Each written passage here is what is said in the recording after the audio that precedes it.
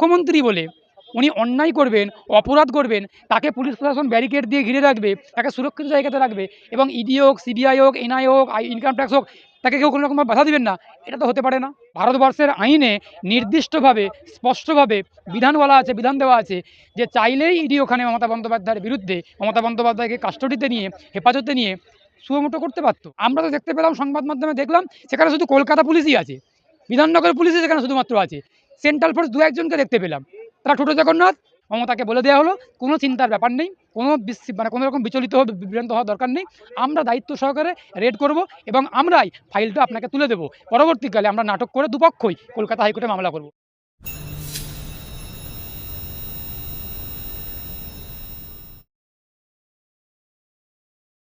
ইডির রেড চলাকালীন মুখ্যমন্ত্রীর হস্তক্ষেপ, মুখ্যমন্ত্রী রেড চলাকালীন প্রতীক জৈনের বাড়ি এবং অফিসে গেলেন এবং সেখান থেকে তদন্তকারী আধিকারিকদের সামনে থেকেই কার্যত বলা চলে ছিনিয়ে আনলেন কিছু নথি। এই তৃণমূল এবং বিজেপির, কেন্দ্রীয় সরকারের এবং রাজ্য সরকারের সাজানো নাটক, সাজানো চিত্রনাট্য, যত ভোটের দিন এগিয়ে আসবে বিধানসভা ভোট, তত বেশি করে বাংলার মানুষ প্রত্যক্ষ করবে। এটা আমরা অতীতেও দেখতে পেয়েছি, এখনও দেখতে পাচ্ছি এবং ভোট পর্যন্ত আমরা দেখতে পাবো। এখন এই ফাইলগুলোকে মমতা বন্দ্যোপাধ্যায় ছিনিয়ে নিয়ে আসলেন, নাকি ইডি অফিসাররা মমতা বন্দ্যোপাধ্যায়কে ফাইলগুলো হস্তান্তর করলেন, এই ব্যাপারে বাংলার মানুষ কিন্তু সন্দিহান। তার কারণ ইডি যখন তল্লাশি করতে যাচ্ছে বা রেড করতে যাচ্ছে, তখন ইডির উচিত পর্যাপ্ত বাহিনীকে নিয়ে সেখানে উপস্থিত থাকা। তাহলে সেখানে যেহেতু পর্যাপ্ত, যদি ইডি যদি বলে থাকে ইডি যে পর্যাপ্ত বাহিনী ছিল, তাহলে সেই বাহিনীর ঘেরাটো, বাহিনীর নিরাপত্তা টোপকে কিভাবে একজন মুখ্যমন্ত্রী হোক, একজন সাধারণ মানুষ হোক, সদল বলে সবাইকে নিয়ে ঢুকতে পারলো, এটা একটা প্রশ্ন। এবং যদি ইডি পাশ কাটাতে যায় যে আমাদের মানে ব্যারিকেড বা আমাদের নিরাপত্তাকে টপকে মমতা বন্দ্যোপাধ্যায় প্রবেশ করেছেন, তাহলে এক্ষেত্রেও ইডি একটা কোথাও ব্যর্থতা প্রমাণিত হয়েছে বা ইডির একটা উদাসীনতা, একটা গাফিলতি আমরা লক্ষ্য করতে পেরেছি। তার কারণ মমতা বন্দ্যোপাধ্যায় বাংলার মুখ্যমন্ত্রী, এটা সত্য কথা, এটা সাংবিধানিকভাবে, রীতিনীতি অনুযায়ী, আইনিভাবে, রাজনৈতিকভাবে উনি মুখ্যমন্ত্রী, কিন্তু মুখ্যমন্ত্রী বলে উনি অন্যায় করবেন, অপরাধ করবেন, তাকে পুলিশ প্রশাসন ব্যারিকেড দিয়ে ঘিরে রাখবে, তাকে সুরক্ষিত জায়গাতে রাখবে এবং ইডি হোক, সিবিআই হোক, এনআই হোক, ইনকাম ট্যাক্স হোক, তাকে কেউ কোনো রকমভাবে বাধা দিবেন না, এটা তো হতে পারে না, এটা তো হতে পারে না কখনোই। মমতা বন্দ্যোপাধ্যায় ভিতরে প্রবেশ করলেন, 9 মিনিট বা 10 মিনিটের মধ্যে তার ফাইলগুলোকে বগল দাবা করে সেখান থেকে নিয়ে বেরিয়ে গেলেন, বাইরে এসে প্রেস মিট করলেন, করে জানিয়ে দিলেন এই হয়েছে, সেই সে হয়েছে। আর সেখানে ইডি ছোটো জগন্নাথের ভূমিকা পালন করলো, করে হাইকোর্টে দৌড়ে দৌড়ে হাইকোর্টে আসলো, এসে কান্নাকাটি শুরু করলো যে আমাদের কাছ থেকে ফাইল ছিনিয়ে নিয়েছে। তাহলে ওই ফাইল যদি অন্য কেউ ছিনিয়ে নিত, তার ক্ষেত্রে ইডি কী আইন প্রয়োগ করতো? এটা ইডিকে প্রশ্ন করছি আমি, অ্যাডভোকেট শেখ বাবুলাল। যদি ওই ফাইলগুলো অন্য কোনো সাধারণ লোক, অন্য কোনো আসামি ছিনিয়ে নিত, সেক্ষেত্রে ইডি সেখানে কী ভূমিকা পালন করতো?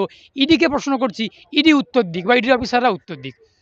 ইডি তো কেন্দ্রীয় সরকার পরিচালনা করে, সিবিআইকে তো কেন্দ্রীয় সরকার পরিচালনা করে। তাহলে ওই ইডি যখন সন্দেশখালিতে রেড করতে গিয়েছিল, শেখ শাহজাহানের বাহিনী যখন ইডিকে মারধর করেছিল, সেই পরিপ্রেক্ষিতে বাংলা উত্তাল হলো, বাংলার রাজনীতি উত্তাল হলো এবং শেখ শাহজাহান সহ বাকিরা এখনও জেলবন্দি রয়েছে। তাদেরকে জেলে রাখার কারণটা তাহলে কি? তারা তো একই অপরাধ করেছিল, তারা একটু বেশি করেছিল কি, তারা মারধর করেছিল, এই অপরাধ করেছিল। মমতা বন্দ্যোপাধ্যায় একটু কম করেছে কি, তিনি ওইগুলোকে ছিনিয়ে নিয়েছেন, ছিনতাই করেছেন। তাহলে মমতা বন্দ্যোপাধ্যায়ের বিরুদ্ধেও ভারতবর্ষের আইনে নির্দিষ্টভাবে, স্পষ্টভাবে বিধান বলা আছে, বিধান দেওয়া আছে যে চাইলেই ইডি ওখানে মমতা বন্দ্যোপাধ্যায়ের বিরুদ্ধে, মমতা বন্দ্যোপাধ্যায়কে কাস্টডিতে নিয়ে, হেফাজতে নিয়ে সুমোটো করতে পারতো, মামলা করতে পারতো ইডি। ছিনতাইয়ের অভিযোগ, সরকারি কাজে বাধা দেওয়া, সরকারি সম্পত্তি নষ্ট করা, সরকারি কর্মচারীদেরকে আঘাত করা, একাধিক ধারায় মামলা করতে পারত। আমরা সাধারণ মানুষ হিসেবে জানতে চাইছি, রেড যখন চলে, একটা এত বড় সংস্থা, কেন্দ্রীয় তদন্তকারী সংস্থা, সেই জায়গায় কেন্দ্রীয় যে সেনা, তাদের মোতায়েন থাকে এবং কোথাও কোথাও আমরা সিনেমাতেও দেখেছি কখনো কখনো রেড চলাকালীন পুরো জায়গাটাকে সিল করে দেওয়া হয়, বাইরে থেকে কোনো মানুষ আসতে পারবে না বা ভেতর থেকেও বাইরে যেতে পারবে না। সেই রকম নিরাপত্তার ঘেরাটোপ কি ছিল আদেও? ওটাই তো প্রশ্ন করছি। ইডি বা সিবিআই বা এনআইএ বা ইনকাম ট্যাক্স যেই যাক না কেন, ইভেন যখন কোনো রকম থানার পুলিশও কোথাও রেড করতে যায়, সেই ক্ষেত্রেও কিন্তু একটা জিনিস আমরা দেখি যে পর্যাপ্ত পুলিশ বাহিনী নিয়ে কিন্তু রেড করতে যায়।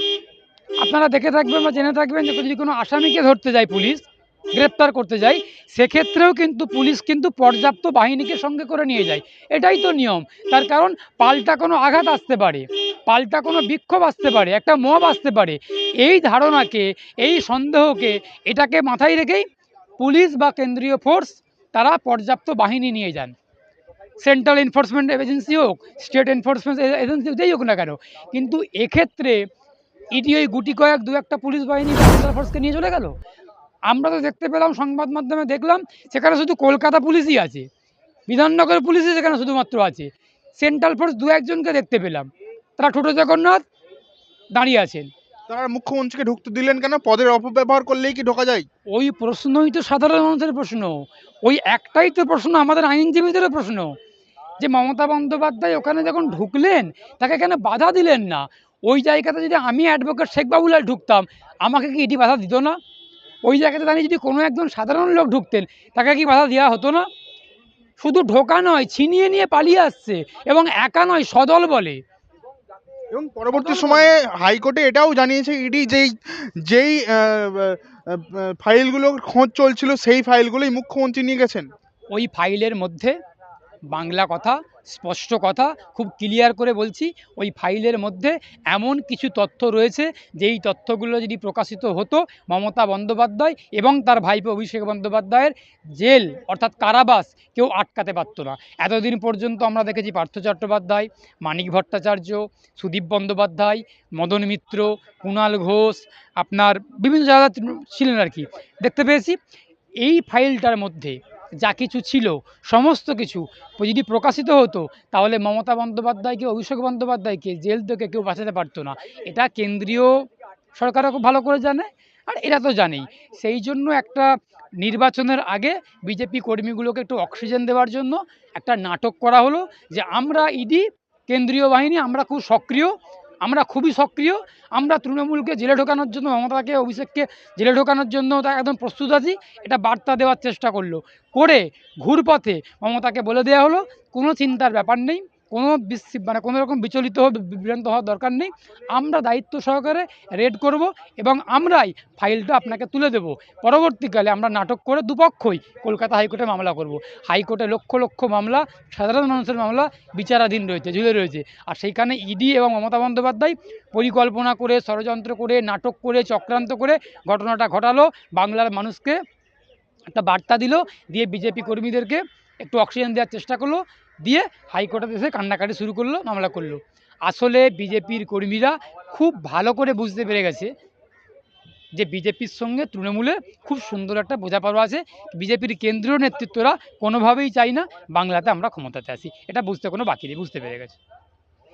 মুখ্যমন্ত্রী মমতা বন্দ্যোপাধ্যায়ের এই রকম ঘটনা তিনি সরাসরি বলেছেন বিভিন্ন জায়গায় এর প্রতিবাদ হবে, এবং সেই নিয়ে কিন্তু দিল্লিতে লোকসভার বাইরেও লোকসভার সাংসদরা বিক্ষোভ চালালেন, এবং বিক্ষোভ চলাকালীন দিল্লি পুলিশ টেনে হিঁচড়ে নিয়ে গেলেন, এরকম সাংসদদেরকেও দেখা গেল। আচ্ছা, এমন কোনো দিনও দেখেছেন পশ্চিমবঙ্গ বা ভারতবর্ষের মাটিতে কোনো একজন খুনি বা কোনো একজন ধর্ষক কোর্টের সামনে গিয়ে আন্দোলন করছেন যে আমারকে ফাঁসি দেওয়া যাবে না, আমার বিচার করা যাবে না?